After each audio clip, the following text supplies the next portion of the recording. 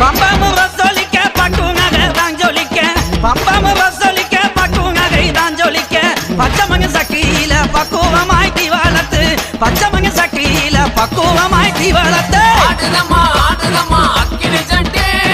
ஆத்தா உன் கோவிலோட வாசல சுத்தி ஆடுதம்மா ஆடுதம்மா அக்கினி சட்டி ஆத்தா உன் கோவிலோட வாசல சுத்தி